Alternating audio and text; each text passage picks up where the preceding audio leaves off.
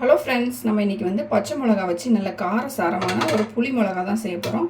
இது பார்த்திங்கன்னா டேஸ்ட் வந்து ரொம்ப நல்லாயிருக்கும். அதே மாதிரி பச்சை மிளகாலாம் சேர்த்துருக்கிறதுனால காரமாகவும் அப்புறமா புளி சேர்க்கறதுனால புளிப்பாகவும் ரொம்ப டேஸ்ட்டாக இருக்கும். வாங்க எப்படி செய்யலான்னு பார்க்கலாம். பச்சை மிளகா வந்து இந்த மாதிரி கட் பண்ணி வச்சுக்கோங்க. அப்போ தான் வந்து உள்ளே வந்து அந்த புளி தண்ணிலாம் இறங்கி டேஸ்ட் வந்து நல்லாயிருக்கும். ஸ்டவ் ஆன் பண்ணிவிட்டு கடாய் வச்சுட்டு எண்ணெய் ஊற்றிக்கலாம். ஒரு 1.5 ஸ்பூன் அளவுக்கு ஆயில் சேர்த்துக்கலாம். ஆயில் வந்து சூடாயிடுச்சு. இப்போ வந்து ஒரு 1/2 டீஸ்பூன் அளவுக்கு கடுகு எடுத்திருக்கேன். இதை வந்து அதில் போட்டுக்கலாம். கொஞ்சம் வெந்தயமும் எடுத்திருக்கேன், அதையும் நம்ம போட்டுக்கலாம். இந்த ரெண்டுமே வந்து நல்லா பொரியட்டும். கடுகு வெந்தயமும் நல்லா பொரிஞ்சிடுச்சு. இப்போ கொஞ்சமாக கருவேப்பிலை சேர்த்துக்கலாம். கொஞ்சமாக பெருங்காயத்தூள் போட்டுக்கலாம். பெருங்காயத்தூள் சேர்க்கும் போது வாசனை வந்து ரொம்ப நல்லாயிருக்கும். இப்போ ஸ்டவ்வை வந்து நல்லா சிம்மில் வச்சுட்டு பச்சை மிளகா வந்து நம்ம வந்து எண்ணெயில் போட்டுக்கலாம்.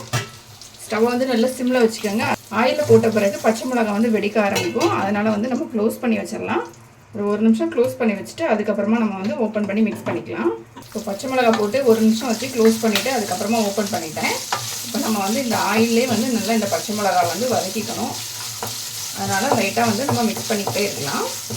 எண்ணெயில் வந்து நல்லா வதங்கி வரட்டும் மிளகா. பச்சை மிளகா பார்த்திங்கன்னா இப்போ வந்து ஆயிலில் வந்து வதங்கிடுச்சு. இது 1/4 பங்கு அளவுக்கு வந்து வதங்கினா போதும்.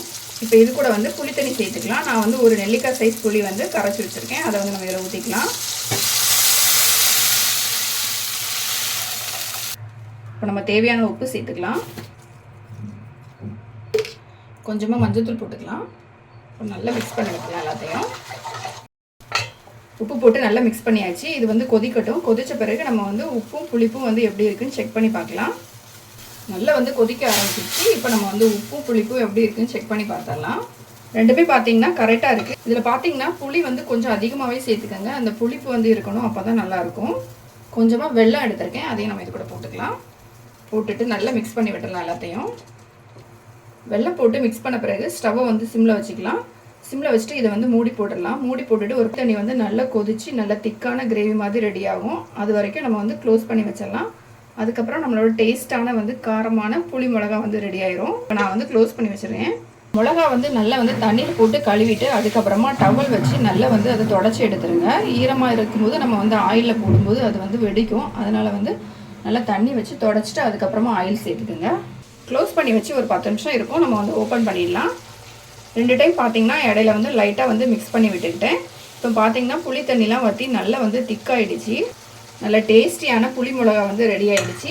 இதில் வந்து இந்த பச்சை மிளகா வந்து பார்த்திங்கன்னா புளியில் வந்து நல்லா வெந்துடுச்சு பாருங்கள். இந்த பச்சை மிளகாவோட காரம் அதுக்கப்புறமா புளி தண்ணி இதில் வந்து கொஞ்சமாக நம்ம வெல்லம் சேர்த்துருக்கோம். எல்லாம் சேரும்போது டேஸ்ட் வந்து அட்டகாசமாக இருக்கும். இப்போ நம்ம ஸ்டவ் வந்து ஆஃப் பண்ணிவிட்டு இதை வந்து க்ளோஸ் பண்ணி வச்சிடலாம். நல்லா ஆறுன பிறகு ஒரு டப்பாவில் போட்டு ஃப்ரிட்ஜில் வச்சுருங்க. நீங்கள் எடுக்கும்போது தண்ணி படாமல் ஸ்பூன் வச்சு எடுத்திங்கன்னா கெட்டு போகாமல் இருக்கும். பச்சை மிளகா வச்சு எப்படி காரசாரமாகவும் டேஸ்டியாகவும் இருக்க மாதிரி ஒரு புளி மிளகா எப்படி செய்யலாம் அப்படிங்கிறத பார்த்தோம். இதை வந்து கண்டிப்பாக ட்ரை பண்ணி பாருங்கள். ரொம்ப டேஸ்ட்டாக இருக்கும். சாம்பார் சாதம், ரச சாதம், தயிர் சாதம், வெறும் சாதத்தில் கூட இதை பிசைஞ்சு சாப்பிட்லாம். அவ்வளோ டேஸ்ட்டாக இருக்கும். கண்டிப்பாக ட்ரை பண்ணி பாருங்கள்.